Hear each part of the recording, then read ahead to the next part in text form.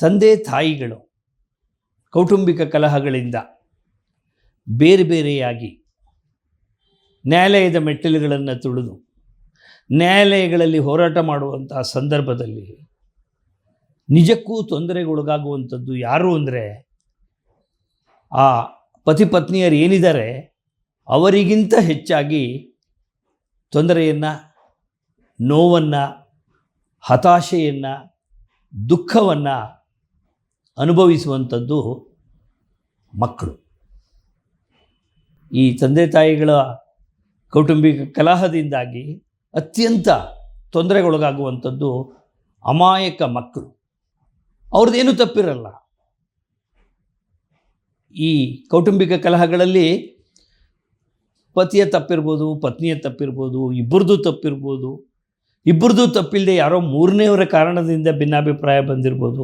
ಅದೇನೇ ವಿಚಾರ ಆಗಲಿ, ಆದರೆ ಏನೂ ತಪ್ಪು ಮಾಡದೆ ಈ ಪ್ರಪಂಚಕ್ಕೆ ಬಂದಂಥ ಆ ಮಕ್ಕಳು ಅವರು ಅನಿವಾರ್ಯವಾಗಿ ನೋವನ್ನು, ಸಂಕಟವನ್ನು ಅನುಭವಿಸ್ಬೇಕಾಗಿ ಬರುತ್ತೆ. ಆದರೆ ಅದು ಅನಿವಾರ್ಯ ಆಗುತ್ತೆ. ಯಾಕೆಂದರೆ ತಂದೆ ತಾಯಿನೇ ಬೇರೆ ಬೇರೆ ಆದಾಗ ಬೇರೆ ದಾರಿ ಇರಲ್ಲ ಮಕ್ಕಳಿಗೆ. ಅವರೇನು ಮಾಡೋ ಸ್ಥಿತಿಯಲ್ಲಿರಲ್ಲ. ಅವ್ರಿಗೆ ಆ ಪ್ರಬುದ್ಧತೆ ಇರಲ್ಲ. ತಂದೆಯೋ ತಾಯಿಯೋ ಹೇಳಿದಾಗ ಕೇಳಬೇಕಾಗುತ್ತೆ.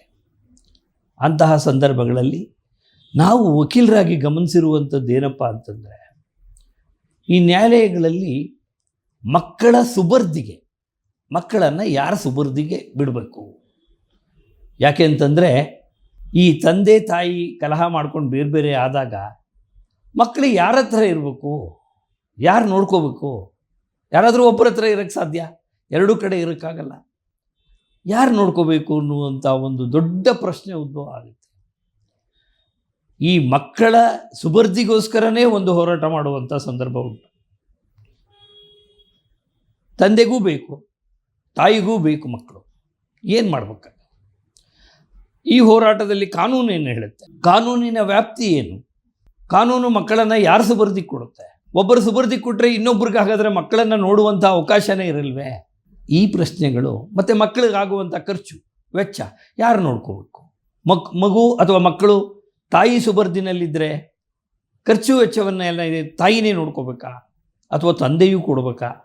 ಅಥವಾ ತಂದೆಯ ಸುಬರ್ದಿನಲ್ಲಿದ್ದರೆ ತಾಯಿಗೇನು ಜವಾಬ್ದಾರಿ ಇಲ್ವಾ?